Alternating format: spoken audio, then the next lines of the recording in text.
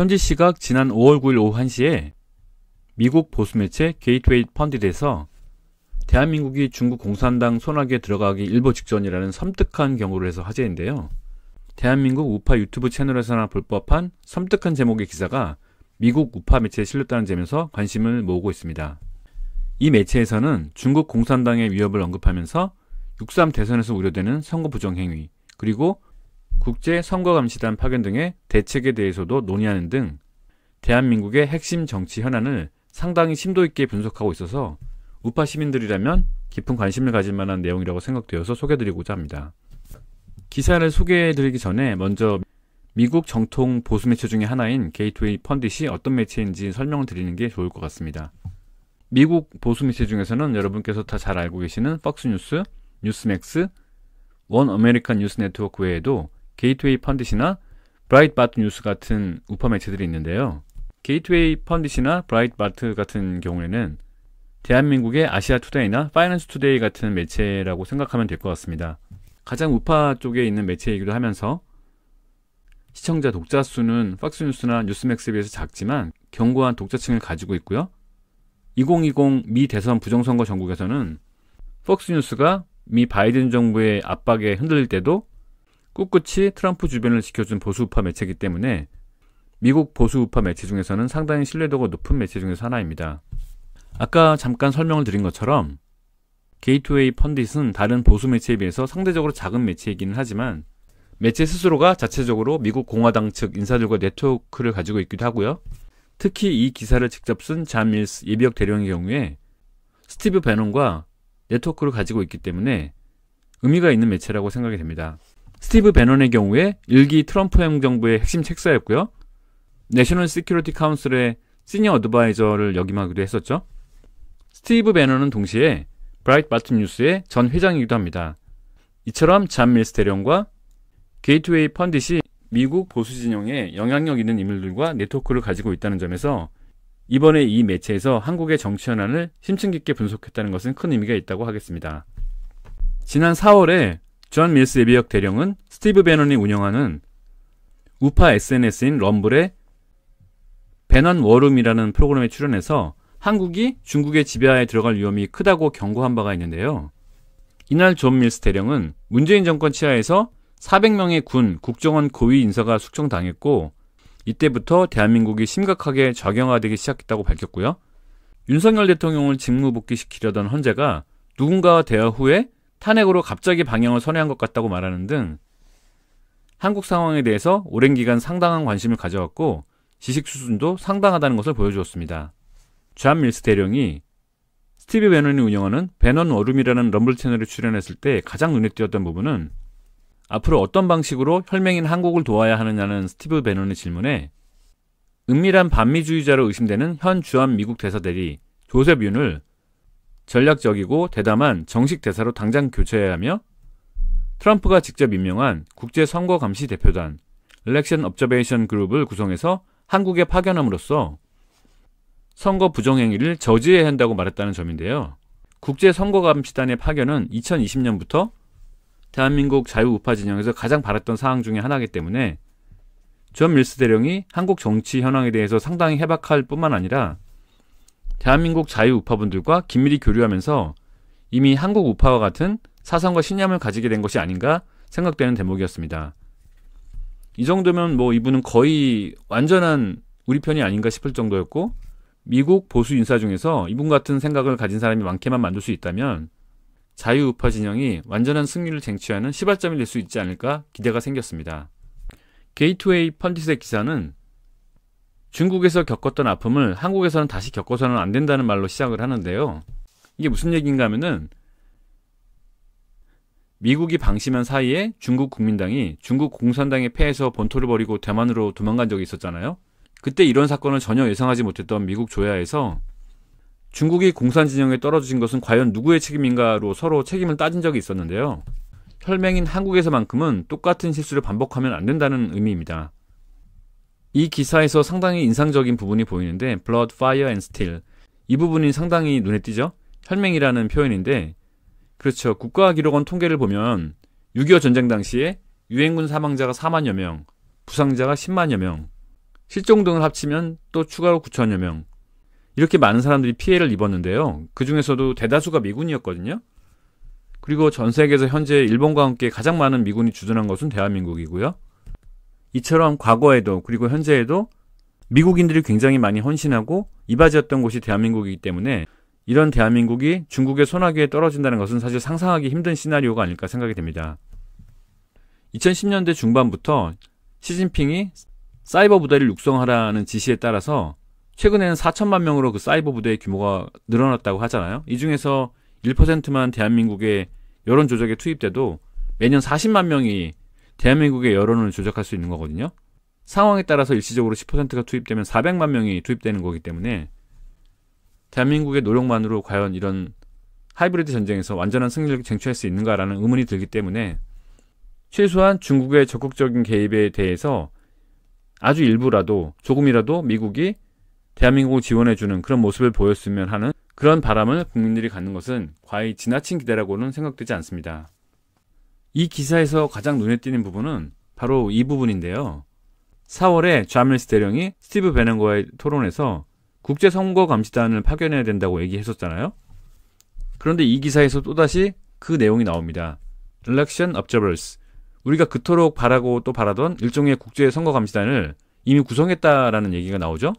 대한민국에 이 선거감시단을 파견하기 위해서 일종의 선거감시단을 구성했다는 내용인데요. 이 국제선거감시단은 한국의 한 유명 단체의 초청을 받고 구성되었다라고 나와 있죠. 다음 페이지에서 다시 상세히 설명드리겠지만 그 유명 단체라고 하는 것은 YEFF, Youth Election Fraud Fighters라는 단체인데요. 이 단체는 제가 이미 여러 영상을 통해서 설명드린 적이 있습니다. 2월 중순경에 서울대 탄핵반대의 시국선언을 주도했던 이서진 학생이 대표가 된 단체인데요. 노란 동그라미가 쳐져 있는 학생이 2명 보이죠? 왼쪽에 있는 학생이 이서진 학생이고요. 오른쪽에 있는 학생이 이서연 학생인데요. 이 학생은 이서진 학생의 동생입니다. 이름이 비슷하고 같은 학교 같은 과라서 혹시나 했는데 나중에 알고 보니까 친자매더라고요. 그래서 굉장히 놀랐는데 한 명만 보내기도 힘든 서울대를 2명이나 보내고 그 2명이 다 공부만 잘하는 게 아니라 굉장히 올바른 정신을 갖고 있다는 점에서 부모님이 굉장히 대단한 분이라는 생각이 들었고 부럽다는 생각도 많이 들었습니다. 무엇보다도 고맙다는 마음이 지금은 제일 크다고 해야 되겠죠. 국가를 위해서 이렇게 열심히 기여하는 훌륭한 청년을 2명이나 잘 낳아서 키워주셨으니까요.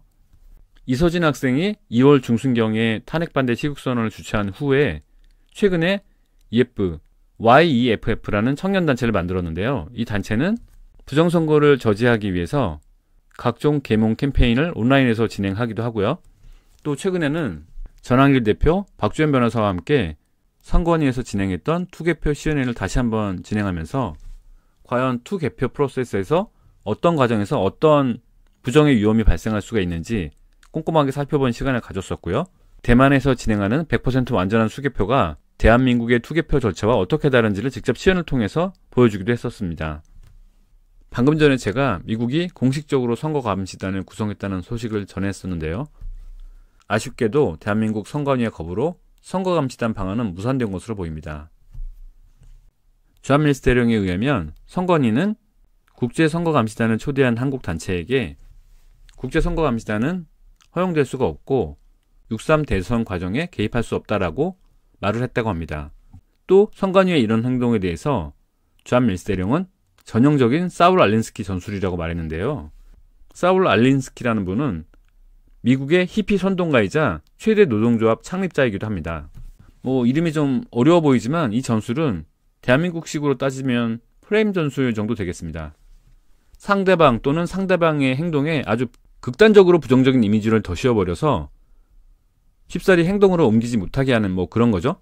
예를 들어서 대한민국 애국 시민들에게 태극기 부대라던가 극우라는 표현을 써서 그분들이 행동하고 구호를 외치는 메시지가 무엇이고 왜 그런 행동을 하는지 왜 그런 구호를 외치는지 대중들이 아예 관심을 갖지 못하게 하는 전술이 있겠습니다.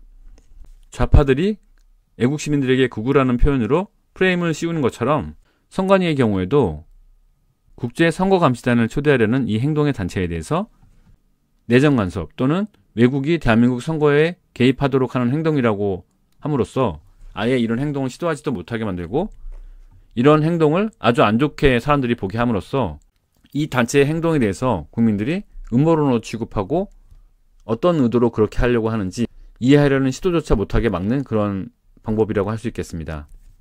또한 필자는 중국 공산당이 이미 6.3 대선에 깊이 개입하고 있음을 감안할 때 이는 매우 부당한 행동이라고 보고 있는데요. 대한민국 민주당이 부정선거에 대해서 언급만 해도 처벌하는 법을 상정하고 있음을 감안하면 대한민국 사람들은 사실 부정선거에 대해서 자세히 언급을 하기가 어렵잖아요. 그런데 좌 밀스 대령의 경우에는 아주 속 시원하게 선관위를 비판하고 중국 공산당의 선거 개입 우려에 대해서도 아주 신랄하게 비판하고 있죠. 우리에겐 언제나 이 정도 수준의 표현의 자유가 생길지 굉장히 부럽다는 생각이 들었습니다. 필자는 한국 민주당이 중국 공산당과 수년 전부터 협력해서 한국 사회를 전복하고 북한을 흡수합병해서 중국 공산당의 아시아 핵심 동맹이 되려 한다고 경고했는데요. 심지어 그는 이재명 민주당 후보가 미국은 점령군, 중국 러시아를 해방군으로 묘사하는 좌파 정신으로 묘사하는 등 아주 신랄하게 비판하고 있습니다. 좌 밀스 대령이 이렇게 통렬하고 속 시원하게 비판을 해줘서 듣기는 좋은데요. 그런데 우리가 만약에 6.3 대선에서 패배한다면 좌 밀스 대령이 했던 것 같은 이런 표현을 쓸 수 있을까라는 의문이 잠깐 들었습니다. 그리고 우리가 직접 이런 표현을 쓰기 힘든 것뿐만 아니라 외신에서 이런 표현을 쓴 것을 인용하는 것조차 힘들어지지 않을까 그런 우려까지도 살짝 듭니다. 유동규 씨에 의하면 이재명 후보는 절대 듣기 싫은 말을 못 참는 성격이라고 하고요. 이재명 후보 스스로가 과거에 문재인 대통령은 너무 착해서 탈이다. 권력은 잔인하게 쓸 줄 알아야 된다. 이렇게 말을 한 적이 있잖아요. 그런 점을 감안할 때 만약 6.3 대선에서 이재명 후보가 승리하게 되면 문재인 정권보다 훨씬 더 가혹한 상상하기 힘들 정도의 공포정치가 펼쳐지지 않을까 우려됩니다. 필자는 대선 직후인 6월 4일에 대한민국 공산화가 누구 탓인지를 서로 따지는 일이 없었으면 좋겠다는 말로 마무리를 하고 있습니다. 좌 밀스 대령이 보기에 6.3 대선에서 이재명이 승리할 경우에 대한민국은 실제 중국 홍콩처럼 공산화의 길로 갈 것이라고 염려하고 있는 것인데요. 그는 16만 명의 경찰 병력이 투입되는 6월 3일부터 대한민국에 공식적으로 철회 장벽이 쳐지면서 공산화가 시작될 것으로 염려하고 있습니다. 한국인들 다수가 이재명에 의해 체포될 것으로 우려된다는 소식을 전했고요. 특히 한국의 경우에는 중국 공산화 당시와 달리 도망갈 섬도 없으니 미국으로 가는 방법밖에는 없을 것이라고 보고 있습니다. 그런데 다들 아시겠지만 미국에 투자 이민 가려면 500만 달러가 필요하거든요. 1,400원 환율 기준으로 70억이 필요한 건데 이게 뭐 그냥 받아주고 싶다고 해도 미국이 돈이 없어서 가고 싶어도 못 가는 상황 아니겠어요? 그러니까 사실상 도망가는 것도 불가능하다라고 보는 게 맞겠죠? 웬만해서는. 이 인상적인 기사는 예쁘의 노력에 의해서 탄생했는데요. 예쁘는 이 기사 외에도 앞으로도 다양한 활동을 이어갈 것으로 예상이 됩니다. 예를 들어서 5월 13일 화요일에 사전 녹화한 영상을 5월 14일 수요일에 팟캐스트를 통해서 전 세계에 송출할 예정이라고 합니다. 5월 14일 수요일에 방송될 팟캐스트에서는 약 50분 동안 방송이 진행될 예정인데요. 일부에서는 대한민국 선거관리위원회 문제점과 중국 공산당의 한국 선거 개입 사례에 대해서 토론을 이어가게 됩니다. 이어서 2부에서는 대북 제재 위반 등 핵심 문제에 대해서 이야기를 할 예정이고요. 마지막 세션에서는 중국 공산당의 선거 개입 전략 및 목표, 그리고 이러한 중국 공산당의 개입에 대해서 미국이 어떻게 대응해야 되는가에 대해서 논의할 예정입니다. 예쁘에서는 이 팟캐스트가 잘 진행이 되어서 많은 관심을 불러일으키고 궁극적으로 좌 밀스 대령이 자주 출연하는 스티브 배넌 워룸쇼에도 출연하고 싶다고 얘기했는데요. 이 쇼는 트럼프 대통령도 자주 보시는 걸로 알려져 있기 때문에 만약에 이 쇼에 실제로 예쁘가 출연하게 되면 당연히 트럼프 대통령의 눈에 띌 수가 있을 테니까 상당히 큰 반향이 있을 것으로 기대가 됩니다. 이 밖에도 예쁘에서는 미국 상하원 의원, 미국 정부기관, 예컨대 CIA나 재무부 같은 기관들이 있겠죠. 그리고 미국 싱크탱크와 국제선거감시단체들에게 국제선거감시단 파견을 요청하는 공문을 보내고 있고요. 추가로 한국 부정선거를 알리기 위해서 이 단체들에다가 메일을 보내는 것 외에도 SNS 계정들을 통해서 지속적으로 관련 내용을 업데이트하고 있습니다. 이 단체에는 서울대 영문과 재학 중인 이서연 학생, 이서진 학생 외에도 영국과 호주에서 유학을 했던 학생 등 영어에 능통한 학생들이 많기 때문에 더더욱 이런 활동들을 효과적으로 진행하고 있는 것으로 보이고요. 물론 똑똑하고 영어를 잘한다고 다 할 수 있는 것은 아니고 기본적으로 정의로운 마음이 있기 때문에 가능한 거겠죠. 저는 기성세대의 한 사람으로서 이 학생들이 불과 3개월 만에 이렇게 많은 일을 했는데 그동안 어른들은 무엇을 했나라는 생각이 들어서 크게 자괴감이 들었습니다. 민주당이 박근혜 대통령을 탄핵하기 위해서 전국을 들썩이게 했던 2016년부터 따져도 10년째가 되어가고 있는데 그동안 사실 우파 시민들이 노력을 안 한 건 아니거든요. 굉장히 열심히 광장에서 노력을 하시긴 했는데 대학생 몇 명이 3개월 만에 이런 큰일들을 하고 있는 걸 생각을 해보면 그 많은 애국 시민들이 아스팔트에서 그렇게 열심히 그렇게 긴 시간 동안 투쟁을 했던 걸 생각을 하면 거두었던 성과가 노력 대비 좀 작았던 게 아닌가라는 생각이 듭니다. 그건 열심히 안 했기 때문이 아니라 좀 효율성이 부족했던 게 아닌가라는 생각이 들고요. 그래서 청년들의 톡톡 튀는 아이디어와 참신한 시도를 잘 지켜보면서 그들을 격려하고 또 그들의 노력이 우파 애국시민 전체의 창의성을 높이는 데 기여할 수 있도록 학생들을 열심히 격려해주고 지원해줘야 한다는 생각이 들었습니다. 대학생들이 미국 조야와 네트워킹하기 위해서 이렇게 열심히 노력을 하고 있다고 말씀을 드렸는데요. 좌파 정치인들의 경우에는 굉장히 열심히 그동안 미국에 로비를 해왔거든요. 예를 들어서 2019년 뉴델리에 보도된 내용에 따르면 2017년, 2018년 2년 동안 문재인 정권은 미국 로비에 약 1,000억 원을 지출한 것으로 알려져 있고요. 이 금액은 세계 149개국 중에서 최고액으로 알려져 있습니다. 그러니까 2017년, 2018년 2년간 대한민국이 전 세계에서 가장 많은 금액을 미국 로비에 쓴 나라였다는 거죠. 이 기사를 보면서 저는 입법, 사법, 행정기관을 다 장악하고 있는 문재인 정권도 저렇게 로비를 열심히 했는데 반대로 입법, 사법, 행정을 다 놓친 국민의힘은 왜 그동안 저런 로비를 하지 않았을까 그런 의문이 들었습니다. 뭐 저런 막대한 돈을 쓰는 로비까지는 아니라 하더라도 그냥 국회 차원에서 할 수 있는 네트워킹이라던가 아니면 선거 공명성을 확보하기 위한 네트워킹 활동 같은 것들은 충분히 할 수 있었잖아요. 예를 들어서 국회의원 1명당 보좌관이 9명이고 그 9명의 보좌관이 평범한 사람들이 아니거든요. 굉장히 똑똑한 사람들인데 108명의 국회의원에 인당 9명의 보좌관이면 거의 1,000명의 똑똑한 엘리트들을 밑에 부리는 거거든요. 그 사람들을 이용해서 우리 학생들이 했던 것처럼 미국 조야에 우리가 원하는 정보를 전하고 네트워킹을 하는 노력을 했더라면 지금처럼 우파가 어려운 상황에 처하지는 않았을 거라는 생각이 듭니다. 국회의원의 경우에 대한민국 사기업은 물론 공공기관에도 원하는 정보가 있으면 요청하면 그날 밤을 새워서라도 그 다음날, 다다음날까지 정보를 제공을 해야 되거든요. 그래서 거의 기밀에 해당하는 내용도 굉장히 쉽게 얻을 수가 있는데 이러한 막강한 권력과 국회의원 1명당 9명에 되는 우수한 보좌관을 데리고도 몇 명의 대학생들이 했던 것만큼도 성과를 내지 못했던 것은 변명을 할래야 할 수가 없는 일이라고 생각합니다. 학생들처럼 애국심이 없었기 때문에 성과를 못 낸 것 아닌가라는 생각이 들고요. 이제라도 국민의힘 국회의원들은 이 학생들한테 부끄럽지 않도록 본인들이 가지고 있는 역량과 권력을 이용해서 국가와 국민을 위해서 헌신했으면 하는 바람입니다.